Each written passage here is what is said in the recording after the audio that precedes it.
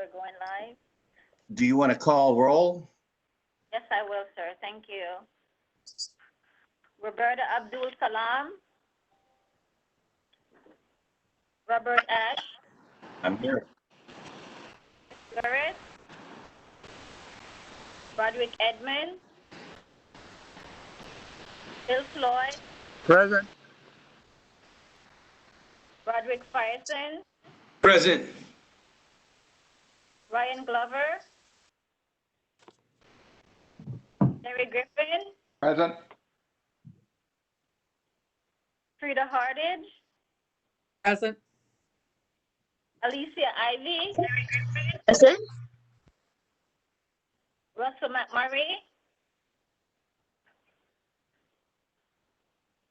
Al Khan. Present. Rita Scott.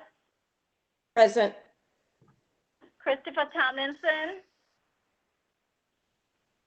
Thomas Worthy. Mr. Chair, we have 8 board members present. Wonderful. The first item on the agenda, well, then I will call this meeting of the External Relations to order. And the first item on the agenda is approval of the July 23rd, 2020 External Relations Committee meeting minutes. Do I have a motion to approve? I move Hardage. Second, Ivy. Motion's properly moved and seconded. Is there any discussion? Are there any no votes? Are there any abstentions? Motion carries unanimously. Next item on the agenda is a briefing from our friend Lyle Harris. Mr. Harris. Good morning, Mr. Chairman, members of the External Relations Committee, Mr. Parker and the leadership team and the extended MARTA family.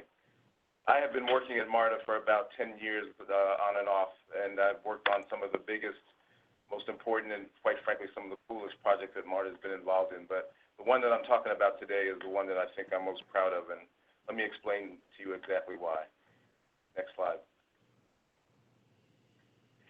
As we know, every transit system, including MARTA, was designed with certain features in mind.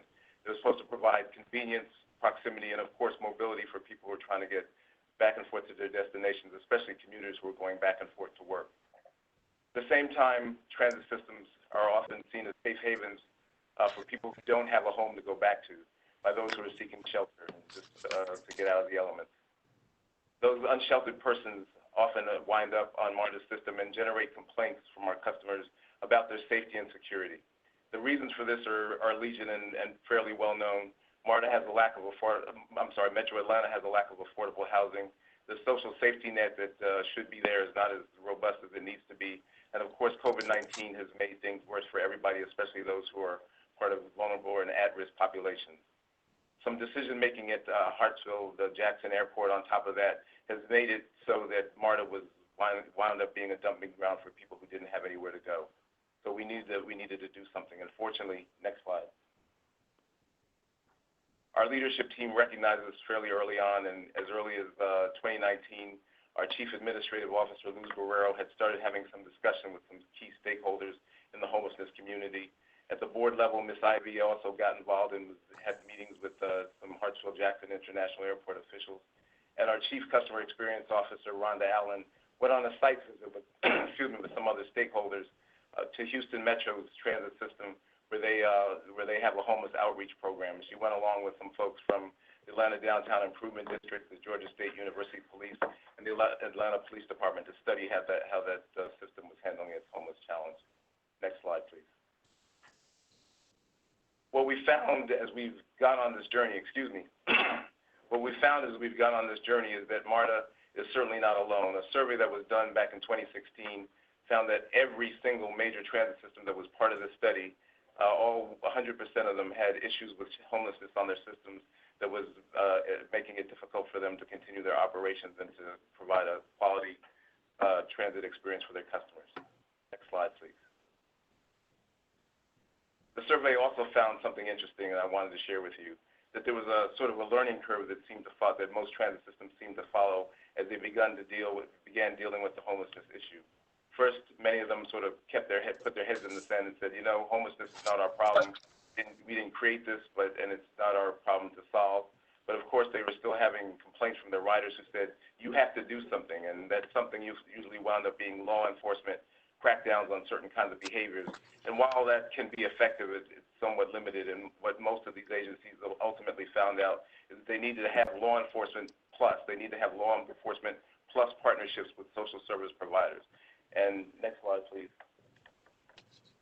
That's where MARTA has finds itself today. We're at that point now where we've already been having some really intensive discussions with the Chief of Staff, Melissa Molinax, and our Chief Customer Experience Officer, with Hope Atlanta, which is one of the oldest homeless outreach organizations in the city of Atlanta. Most of you might know it as Travelers Aid, the Gateway Center Shelter in downtown Atlanta, and also the Regional Commission on Homelessness, which is part of the United Way.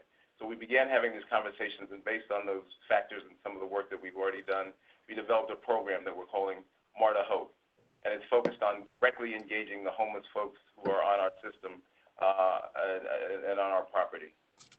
The MARTA Police Department has also played a critical role in this. They've assigned 2 field protective specialists, paired up with 2 experienced case managers from Hope Atlanta, and they go out on the system and engage directly with homeless individuals. Goals of the project are fairly simple and straightforward. We want to maximize the direct assistance that we can provide to people who have no place to live, we encounter on the MARTA system. We want to minimize the need to involve the MARTA Police Department in non-criminal activities. As Mr. Parker has said in the past, and we think it's sort of our credo, homelessness is not a crime, and we're not going to be treating it that way. We also want to collaborate with area stakeholders in the homelessness field to make sure that homelessness is rare, brief, and non-recurring. I think that's important for us to remember. And obviously, we want to improve the overall transit experience for all MARTA customers. Next slide, please. So we've already started the work. We have the 2 caseworkers who are fanning out across the system.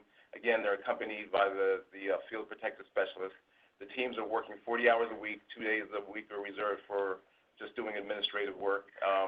They work in 2 shifts, from 7 a.m. in the morning to 3 p.m. in the afternoon, and then another team comes on from 6 in the evening to 2 a.m. after the end of revenue service.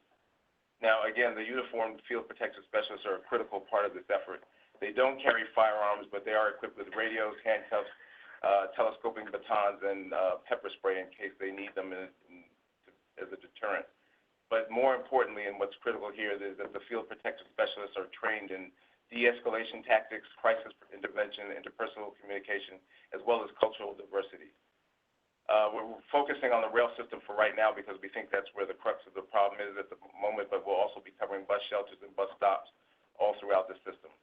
As part of the agreement, the teams have to conduct a minimum of 100 unduplicated engagements monthly. That just simply means that they're not re-interviewing or re-engaging with the same people week after week. And out of that number, 80% of them are to be referred for community services based on their specific and respective needs. At least 50 individuals through the course of the contract are to be provided with housing within 1 year, depending on availability. And that may be an issue given some of the difficulties we have in finding shelter space. Next slide, please. So we signed the contract a little bit over a month ago, and like I said, we're already out there on the system. We have an office that we've secured at 5 points for the teams to work to do their paperwork and administrative office duties. And we're focusing on 6 sort of hot spots where we find most unsheltered persons are congregating, and that obviously is the airport, Doraville, Garnett Station downtown, the Chamblee Station, Civic Center, and Indian Creek. And we've already had some early success. Excuse me? I'm sorry. We've already had some early successes within the first 2 weeks of operation. We've had about 51 engagements with homeless individuals. 11 of them were connected at least to temporary housing.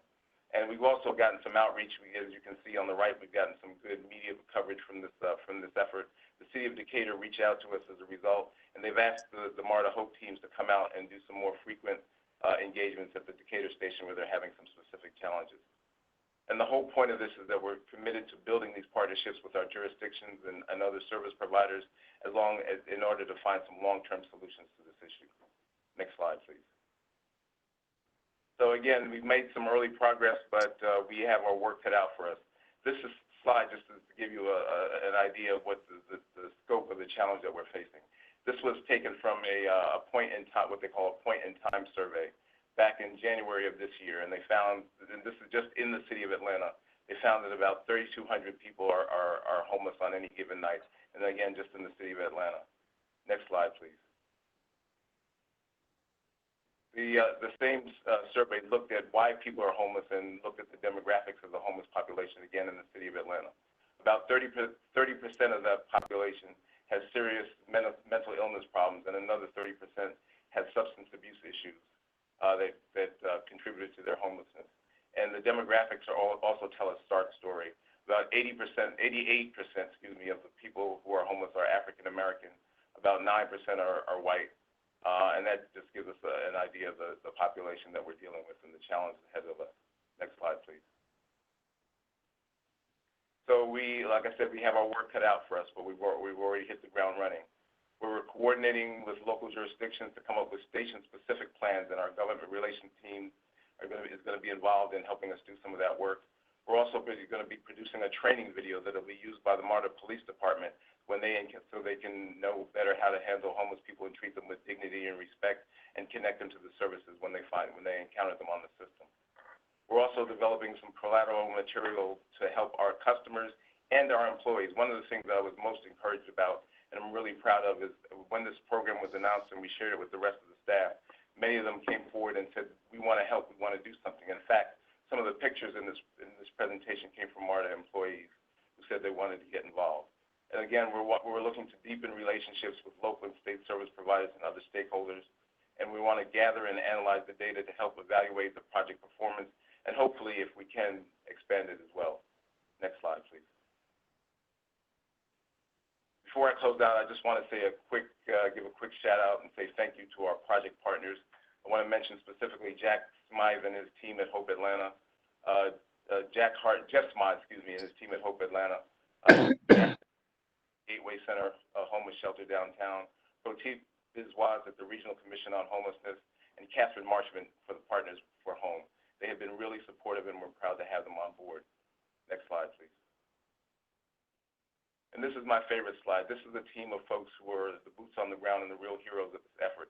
Our two case managers from Hope Atlanta, Ms. Gloria Woodard and her partner in crime, Mr. Vincent Allen, who bring some real-life lived experience, and they know this issue very intimately themselves, and they're just out there every day making it happen. And of course, our two field protective specialists, Alberetta Atkins, and field protective specialist Jennifer Thompson, also doing a phenomenal job. We're very proud of the work that they're doing, and we just want them to keep up the great work. Next slide. That concludes my presentation. I'll take any questions you might have. Thank you. Thank you, Lyle. Does anybody have any questions? I do, Mr. Chairman. Mr. Mayor?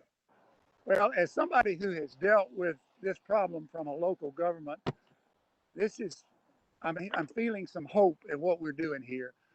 And it's really encouraging. I can promise you that you need to reach out to every city that you're involved with, especially those that have MARTA stations in them, regardless of how small they might be, the city. They are interested in participating in this program with us. So I encourage you to do that. And the last thing I'll say is I don't think MARTA can overcommit assets or people or anything like that to this problem.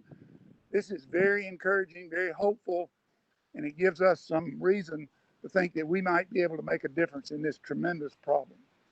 Thank you. Thank you, sir. I just want to echo what Mr. Floyd said. I think this is a great first start. I appreciate everyone's efforts, and I look forward to seeing how this rolls out. I think we can certainly help to make a difference in this problem. Mr. Chair, I'd like to make a comment. This is Alicia Ivy. Ms. Ivy. And, getting people help and meeting them where they are is so important. And as I listen to the work that has been done, and also to just the phenomenal work that Rhonda Allen and Melissa and the entire team has done with making sure to pull us forward in the right direction, working specifically with Hartsfield-Jackson and other places within the MARTA system. I just want to say a resounding thank you, because this is no easy feat. And so staff has done an exceptional job. And I know that this is going to push us in the right direction in helping people and moving us forward. I just want to agree with what everybody said. I think this is so positive, and rather than just complaining about the issue, that we're doing something very positive. And I think MARTA is playing a unique role. Proud of you. Yes, I am too. Mr. Chair, this is Rod Frierson. Yeah, just had a couple of questions. I just heard some pretty good numbers. From what I understand, you're going to try to engage 100 people every month. And of that 100 people that you're going to engage, 80% of them are expected to give them a referral to some place that they can get some additional support. Is that correct? Correct, and that may include housing, obviously, job services, drug and alcohol treatment, depending on what they need. Okay, that is wonderful. And then you also mentioned that 50% you're going to find housing accommodations for. Is that right? Yes, hopefully stable, permanent housing, but again, some of that's going to be dependent on the availability of shelter beds. And with COVID going on, that shortage has become more acute. Okay. Well, I do know that there's some resources in my community off of the Indian Creek station that provides clothing and food accommodations for this homeless community and people who are in transit. And so I would love to connect, MARTA with that organization, that community outreach service. But I think that's impactful. I am very hopeful to see this happen. I think we all understand that a lot of people are going to be displaced during this season, and they'll end up in these places we've never thought they would be. And once again, these transit stations are at least a shelter. And I'm glad that we're trying to help them with these transitions. That is wonderful. And I look forward to this being very, very effective. Thank you. Thank you. Thank you, sir. Thank you all. Al Pond, can I jump in? Mr. Pond? This is great. Just a suggestion. We many times get a bad rap from time to time, but I think we should get Stephanie Fisher to reach out to the news media and Yes. outline what we're doing in this program. Anyone else? Mr. Chair. Hello. Yes. Hi, Rita Scott. Scott. As I said at our committee meeting, well, our what meeting did we have last week? Jurisdiction. We had the briefing for this. Was the No, last time you're right. we The talked about. briefing, so that's what I'm talking about. And I was so emotional, Okay. I could barely speak because Yeah. I have worked directly with the Gateway Center on many initiatives. And I see what the families they take in. And it's one of the few locations that actually take in families. And it's very emotional when you pull up at the Gateway Center and you actually see a school bus to pick up kids, and they had nowhere else to go. So I commend MARTA. Not only do I commend MARTA, I offer my services and my organization. 40% of the contributions to United Way of Metro Atlanta is given by AT&T employees. And I know because I am a proponent of working with AT&T to make that happen. So I want to say that anything that I can do in the community, as well as support MARTA in any way. And I noticed that 3 to 4 of those locations were in DeKalb County. Anything that I can do in any way, we actually have a liaison at United Way with the Gateway Center that I can reach out to directly. So if you ever encounter any issues or need help with anything that needs to take place or doors that need to be open, I offer my services. We can certainly make sure that that happens and that MARTA is well received. I know you already are, but anything to further the advances and to make sure that it happens, I offer myself as a coordinator to make that happen. Thank you so much. I really appreciate that, and we're going to all the help we can get. So thanks again. This is Jeff. Can I just briefly weigh in here, just for a second, Mr. Ash? Yes, I will approve that. Okay, thank you so much.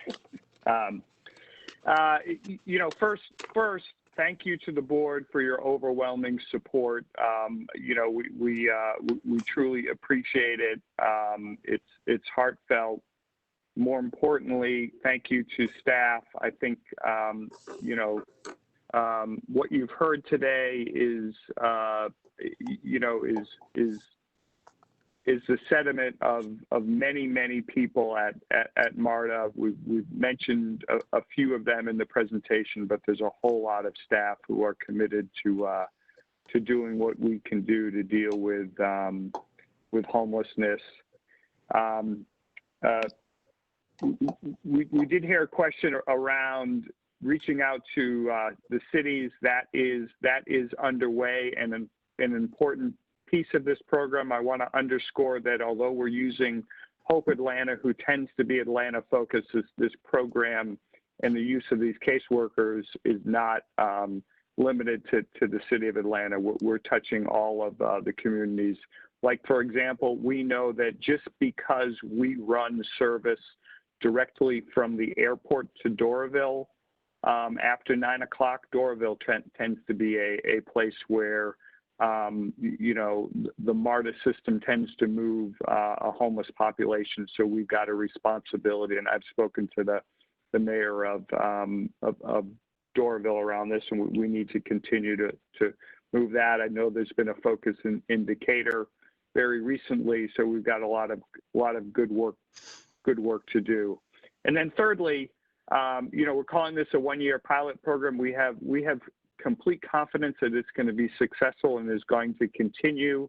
And I you know, I think that this is going to be money well spent. And, you know, I don't think that resources will constrain this. We've got to do our part in dealing with this difficult issue as was laid out to you. So thanks for your support. And Lyle, really want to thank you for your leadership on this, and all the other staff members who've been directly involved. It's been remarkable, the little things that we've done in a short amount of time. So thanks.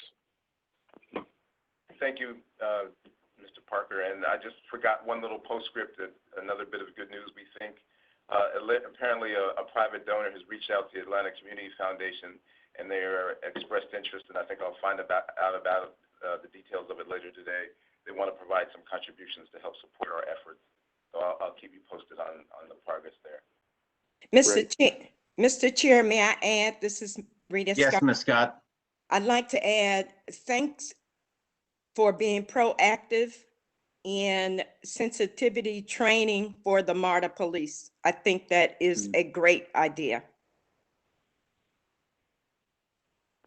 Thank you again, Ms. Scott. One of the assets that MARTA has over the years been the really proactive and progressive leadership of our police department. It is, you know, certainly Chief Dunham was the leader who created that culture for years. I have every reason to believe it will continue. I just want to join in with my colleagues and say, whatever it is that is your individual source of a call to make the world a better place, and for me, it's my faith.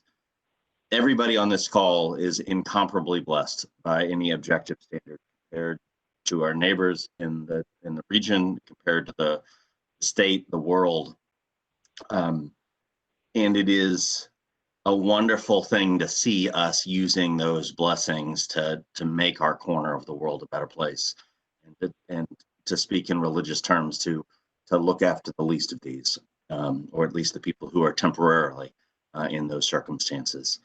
So, you know, I join and echo with my colleagues in thanking the staff, and particularly Lyle, for making this happen and doing the right thing.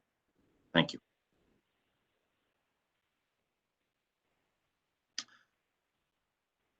If there's nothing else on this item, we will turn to the next agenda item.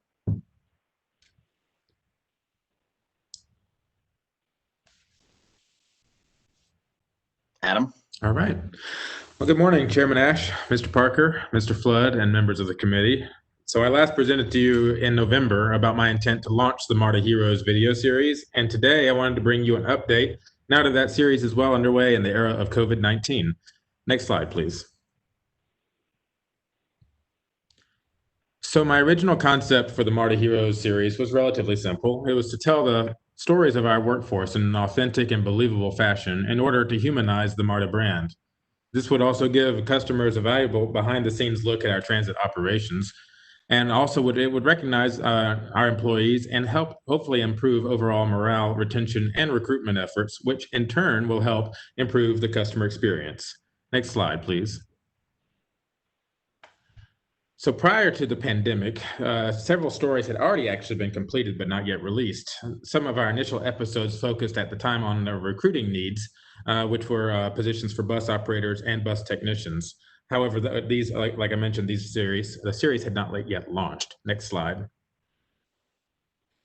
And additionally, in work that was done prior to the pandemic, I began to feature several of our capital improvements that would have immediate positive impacts on the customer experience. So this included stories about our ongoing track work and as part of our TR4 program and our rail car life extension program that is making our rail cars operate more reliably. Next slide, please. But before any of those stories could be released, COVID-19 hit us. The pandemic really actually turned out to be the perfect time to launch a series called MARTA Heroes. We already had this title and the series ready to go, but now, of course, there's a worldwide focus on essential workers. Additionally, at the same time, our customers really began to reach out to us asking whether or not MARTA is safe and clean. This was really a hot topic on our social media channels, particularly at the beginning of the pandemic. Next slide, please. So I quickly went out and shot all new stories to get this series launched at the start of the pandemic, but now with a renewed focus to make sure that our stories really addressed our customer concerns and their requests. So the initial episodes all focused on cleaning in order to show how MARTA is keeping everyone safe. This simultaneously uplifted our frontline workers as the true heroes that they are in a time when they really need our support. Next slide, please. So we rapidly released multiple news stories as our response to the pandemic unfolded. And this was critical to keep the public informed about how MARTA is keeping both customers and employees safe. We covered all the basics of station, bus, and train cleaning efforts, but we also told stories about new technologies as they were deployed, which included our use of the electrostatic sprayers to enhance our cleaning efforts. Next slide, please. So every story, of course, is a hero story, and it resonates well with our audiences because they are authentic and unscripted. The viewers really get to hear directly from those who are doing the work, and they get to meet the individual heroes who are working all together to keep us safe. Next slide. So once we had released multiple videos to cover all of those basic questions about our pandemic response and cleaning efforts, we began to publish those videos I mentioned to you earlier about some of our capital improvements. So each of these videos is intended to highlight what MARTA is doing also to keep everyone safe in the broadest sense, but really also what that does to improve the customer experience. So as I mentioned, the first two of those videos focus on our railcar life extension program and the rebuilding of our tracks.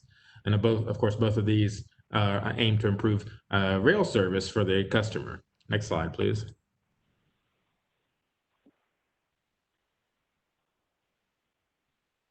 So specifically, we included a MARTA Heroes video about track work in our communications about recent single tracking events.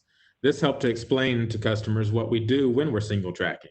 So when customers can see on video a set of track being removed and replaced, they have a much better understanding of why the two trains must wait to share that one single track. And having customers who are better informed about this convenience helps them to also understand why the inconvenience is necessary for the long-term benefit. Next slide, please. So, informed by the experience of rapidly launching this series during the pandemic, several strategies stand out to guide the series as it continues. We'll keep sharing stories about safety during the pandemic, and we'll feature any new measures that we employ to keep customers safe. This video series will also be a primary conduit to highlight all the major capital improvement programs, eventually including a heroes video for each topic. This will help bring our new MARTA 2040 website to life with engaging content around each project. And most importantly, my goal is to eventually have a heroes video prepared in response to our customers' top concerns, which can really be a useful reply on social media, on our social media accounts. Next slide, please. So video is the best, one of the best ways to provide a detailed response on social media when someone asks, Marta, what are you doing about this issue? Having these videos on these topics will allow us to be ready to respond with information about our solution. Most of the time, customers just want to know that MARTA is aware of a problem and that we're doing something about it. And this content really helps to highlight programs that are already addressing these complaints. The customer can then feel heard and know that MARTA is actively working to improve the customer experience. Next slide, please.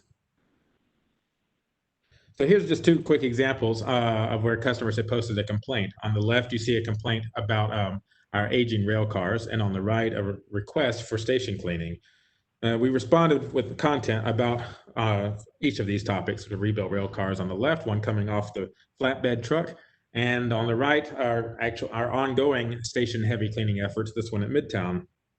So both customers then, after complaining, responded back positively, and having these better informed customers allows us to have happier customers. Next slide, please. Conversely, a text-only response in this situation would probably not be as well received on social media. These heroes stories really receive a more positive reaction from customers because each story is also someone's personal story. And this really helps to increase the number of posts with positive comments and thanks, and hopefully improves the customer social media experience. Next slide, please. So just in a quick summary, some of the topics we've covered in the first videos that have been released. And our COVID response, of course, I mentioned the station cleaning and multiple cleaning stories, bus and rail, and then of course mask distribution and our heavy cleaning efforts. And as I mentioned also then on the topic of capital improvements, the track work and rail car life extension, and then also those initial episodes that were shot around recruitment efforts were also posted, and really as great personal stories that feature frontline workers. These two featured a bus operator and a bus technician. Next slide, please. The good news is, though, there's no shortage of stories to tell in the near future. So I've got a long list of videos that are planned as the series continues, but here's just a few examples to let you know what we're working on. In fact, this first one, the new COVID safety measures, was just completed just recently, featuring our air filters and mask dispensers in buses and our bus operator shields. Under the capital improvements, as you all know, there's a long list there, a few examples. The new bus will feature work about our new bus shelter construction, Avis digital display installation in the stations, elevator and escalator rehab, station rehab and transformation, and of course our multiple expansion corridors. But then of course also as we'll continue to focus on initiatives that are improving the customer experience, as Mr. Harris just told you about. We'll make sure that we will have a MARTA Heroes video that features our Hope outreach to unhoused individuals, and also along those lines to talk about our community policing efforts using those field protective specialists in the system. So there's a lot of stories coming up ahead. Next slide, please. And that concludes my presentation. I'm happy to answer any questions or concerns you may have. Thank you, Adam. Does anybody have any questions or comments for Adam? Probably I don't have a question, but this is really one of the most exciting things to come along. I think we do a poor job sometimes of telling our story. Yeah. And particularly on our capital outlay, so much of our capital program is not something that's seen. It's hidden. We know about it, but the public doesn't know about the safety improvements in our tunnels and all of the other stuff that we're doing that's so critical. So I commend you on the program, Adam, and I like what I see. Thank you, Mr. Griffin. Yeah, I would like to, Brother Chair, I'd like to say also that, once again, I mean, I think this is a great way to communicate what we're doing on this capital side of our responsibility.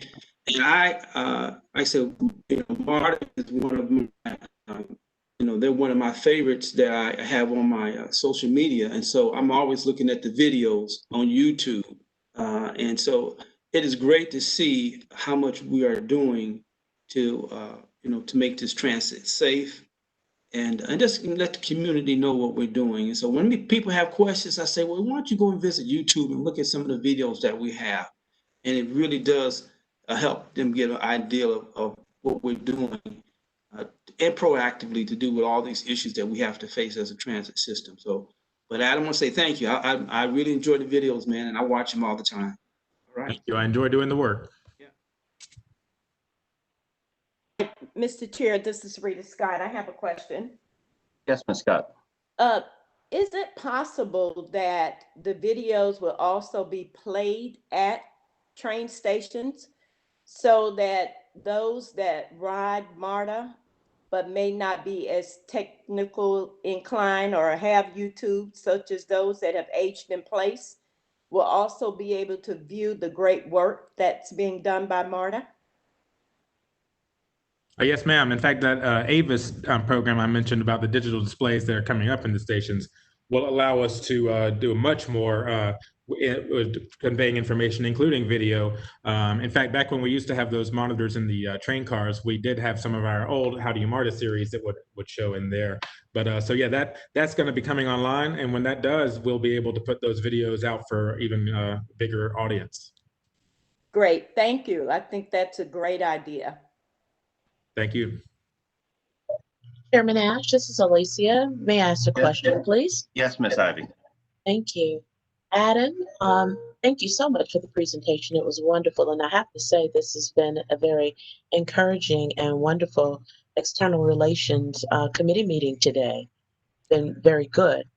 But my question to you is, we have Fulton County Government TV in our jurisdiction, of course.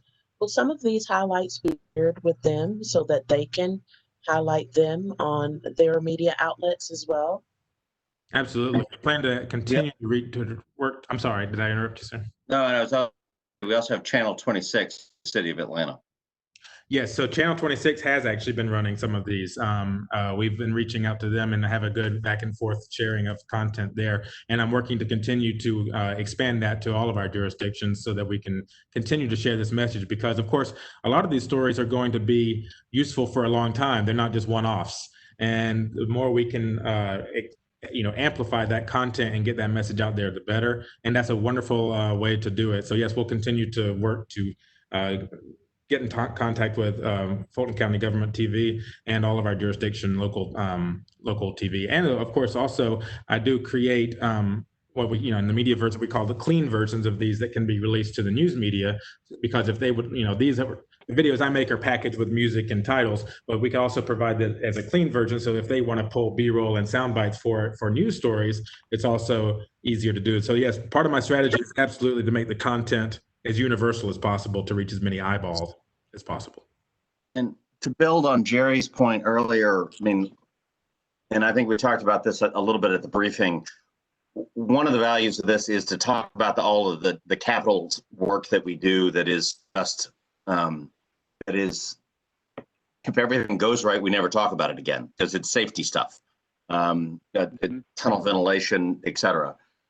But as we start to develop and turn dirt on MARTA and some of the Clayton expansion and hopefully expansion projects elsewhere, in station rehab, things like that, and we're spending people's money improving the system, I hope that we will do some of the video for that, because I think that it's important and momentum building for people to be able to see the expansion dollars start to go to work and to see new service and to see the process and help understand why, it's not as simple as flipping a light switch and having a new train line the next day.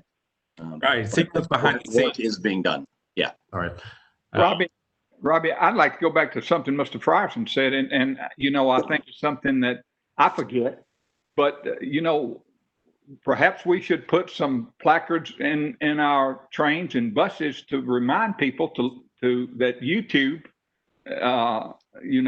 check out MARTA Atlanta on YouTube and see what's going on throughout the system. I remind people. I hadn't even thought about that, to tell you the truth. And to tag team on that, one of the things our board members can do, and it sounds like Frierson's good job of it, maybe some of the rest of us could do a little bit more.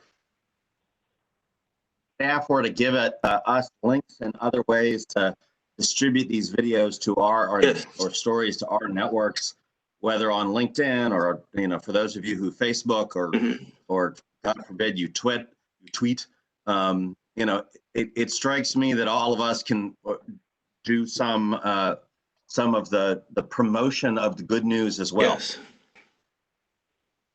Yes, you're right. You're right, Robbie. I mean, I think that's exactly how we can do it. You can copy those links in YouTube and put those in emails and send them to anybody of interest, and it just tells our story.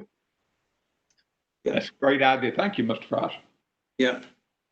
So we'll focus on ways to continue to make sure that we can get you that information in ways that are easy to share to encourage that. Thank you very much. Anybody else? Thank you, Adam. Thank you. Mr. Parker, I have a question for you, and I guess for Mr. Flood and some members of the External Affairs team, which is, when do we start talking about our agenda for the 2021 session?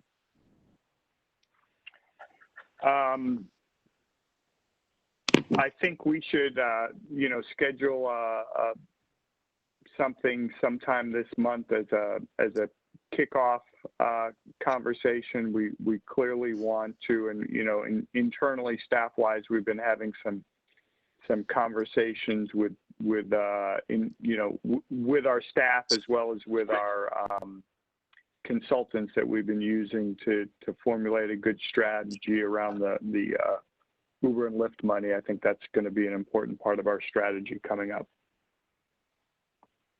And I believe we'll get something on the calendar towards the end of this month to start kicking things off. Yeah, I believe we also for the November meeting. This will be the topic will be the 2021 session. But we'll talk obviously before then. Yeah. Mr. Chair. Yes. Bill Floyd, I'd like to move we skip this legislative session completely. Unfortunately, even if we do, the rest of them won't. Right. They'll show up. We could just pretend it's not going on. Right. I would remind you of the General Assembly's variant on the golden rule, which is do unto others before they do unto you. Okay. Okay, I withdraw my motion then. Right. Anybody else have anything for the good of the order? If not, we'll adjourn and stay safe and be well. Thank you all. Be safe, everybody. Be safe. Bye-bye. Thank you. Take care. Great meeting. Bye. Thank you. Goodbye.